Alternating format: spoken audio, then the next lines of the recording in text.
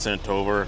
All right, I was just checking to see if Dave got back to me on El Turbo. Okay. Yep. Well, folks, we're over here at the Vintage Trucks of Florida Winter Nationals. And if you've been looking at the YouTube channel over the last day or so, I've put out a video that shows this truck. But we finally have the gentleman that can tell us some information about this truck. Why don't you introduce yourself? I'm Earl Fitzgerald from Harwinton, Connecticut. Awesome. And I restore for Keith Jones down at the Keystone Truck and Tractor Museum and give him a hand driving the trucks to the show. Okay. Well, I'm particularly curious about this truck because I've not gotten to learn much about it other than seeing it in social media and seeing the nostalgia with it and hearing or reading how people feel about the truck. So you'll take it away. Tell us everything we need to know about this truck. Well, it's a 49 Peterbilt Model 350. It's got a 400 Cummins in it with a 13 and a 4. It was named by the second owner, Gene Smith, from Greenlee, California in 1970 when he bought it from the original owner. It ran the West Coast. It's an icon out there. They say it's got over 6 million miles on it. 2006, it was bought by Jerry Howard when he was out in Sacramento, California at the Shell Super Rigs show. He showed out there with his black auto car that Jerry had, and he made the deal and bought it from Gene to retire it.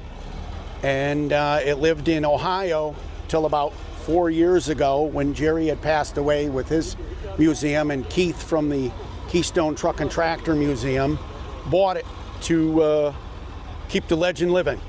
Yes. So, legend. What did this truck do? I mean, obviously, move freight, but right, in particular. It had a freezer trailer behind it, I've been told. And of course, it's had its several owners put different, make it its own type thing. It's had 3 different sleepers. Like I said, it's been upgraded to a 400 Cummins with the 13. Drives like a couch going down the highway. Yeah. It's got a homemade 102-inch sleeper. Before that, it was a double eagle. Okay.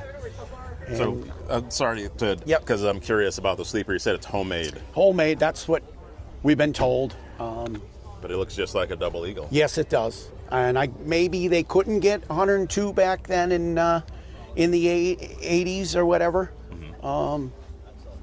So he wanted the 102, I guess, and built that. So what are we looking at over on this side? We got a really, really wide, spacious fender. Yep.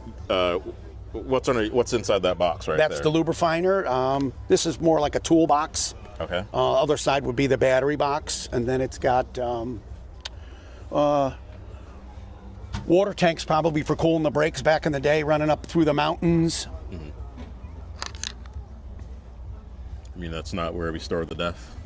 No. Far from that, right? Yeah. And under the engine bay, we got the 400 Cummins here.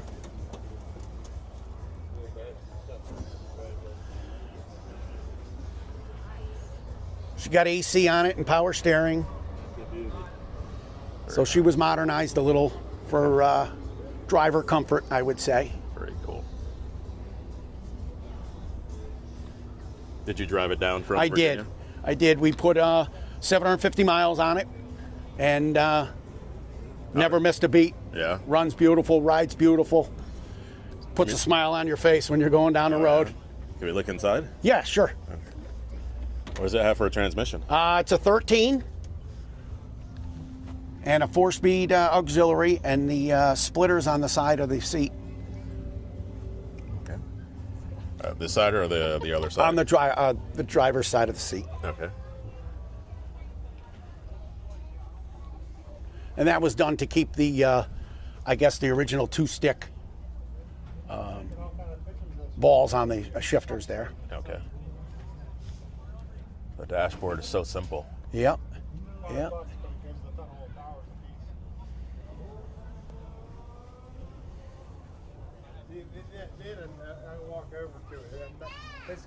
There's two trolley valves. One was for the trailer and one's for the truck. Okay. Interesting. I guess, well, what would be the reasoning for that? I don't want to guess, but... Yeah, I don't really know. All right. I was thinking maybe if this was a California truck, Yeah. they're not going to have to deal with much snow and Yeah. everything, but if there Well, was... up in the mountains, I would imagine. Okay, so you know. can control what, Yeah. what the trailer's doing? Yep. With that trolley, the trailer trolley valve? Mm-hmm. All right. I guess they could use them for park and brake too back then, but True. you know, it's all been modernized with the air ride and everything, Pete Airleaf air ride. And then, of course, there's two pictures of the truck there. The top one is the original second sleeper, which would be the Double Eagle.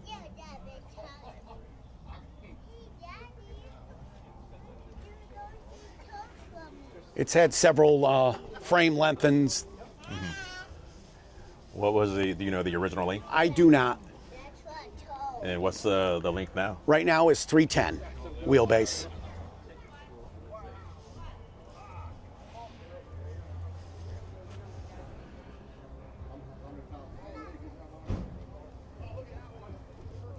I love all the storage in here. Tell you what, back in the day, a guy would have all the space he needed to store Yeah, things. all the intimies and luxury of home, right? Yeah.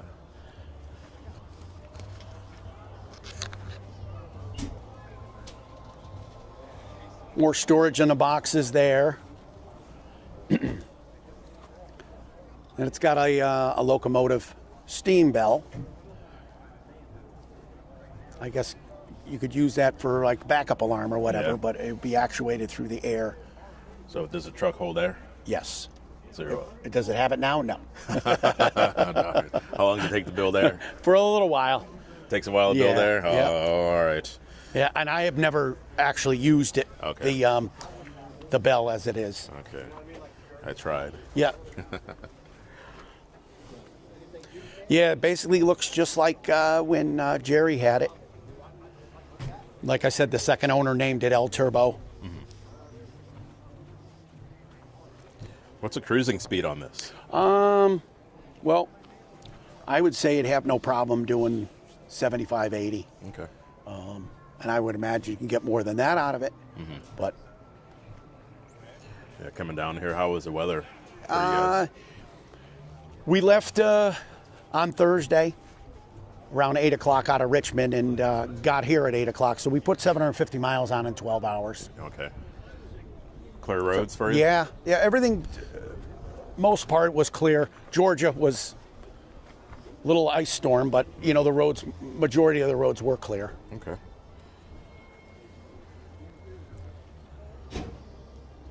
Dual def tanks. Yeah. For EPA, right? Yeah. So original paints though? Yes, from the 70s, I would imagine. Earlier I was speaking on camera and I didn't know the exact number of trucks in the building under air. How many trucks are in the museum roughly? The museum has got around 250 trucks. Under air? Yeah. I was way off. Yeah. I said 50. Yeah. No, 250 trucks. I would say 250 tractors and probably 100, 150 cars. Wow. Okay. Give us a rundown on the museum. If anyone doesn't know about it, what do they need to know? It's a place to come and spend a couple of days. There's a restaurant there, which does beautiful Southern cooking, the Keystone Grill.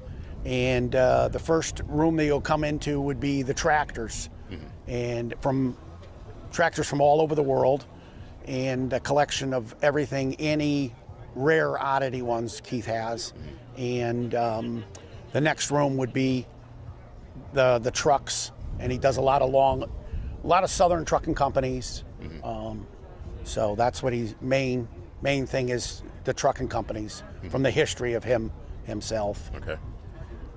And I'm just going to get a shot of the name of the museum. Where is that in relation to any of the larger cities? Okay, so it's just south of Richmond, which is Colonial Heights. and right out of the side of, right on the side of 95, you can see it. Okay. And parking. What's the parking situation for Parking anyone? for trucks and trailers. They have camper parking, camper hookups. Okay. And what's the fee for the museum? I believe it's $10. I tell you what, that's a whole lot better than the old Disney World and some of the other places. Yes, it is. I mean, if you're into trucks, Yeah. you know, But there's something for everybody. There's a bottle collection there. Okay. Model truck collection there. You even got a ham radio set up. really? Yeah. Well, functioning ham radio Yep. setup? Yep. A young girl there. She broadcasts, I think, every Tuesday. Okay. Could she talk to the mud duck out there and, let them know to kind of, keep that down out there or what? She probably could. I haven't been there when she was online, but Okay. All right. So. Well, Earl, thank you so much for showing us. Before we go, can we just be curious and look at the passenger side of the engine bay Sure. while we're here? Sure. That way we'll have a complete look at the truck.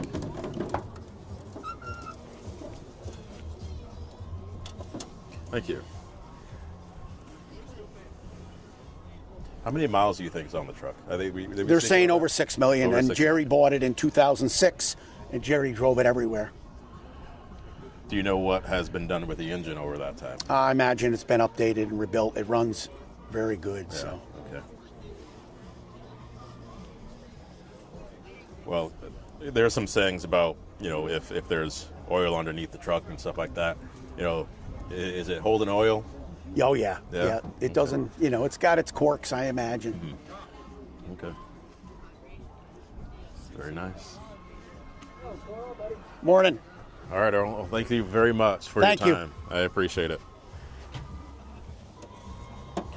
And again, folks, we're at the 12th annual Vintage Trucks of Florida Truck Show here in Bushnell, Florida. Don't worry It's about still early yet. You can make your way down here Brakes are dragging. and see some of the we all awesome are trucks dragging. that are Keith here. came over this morning. He goes, All right, guys. I picked Y'all up have a 6 good time. full cans We'll of see you beer, soon. 6 empty whiskey bottles.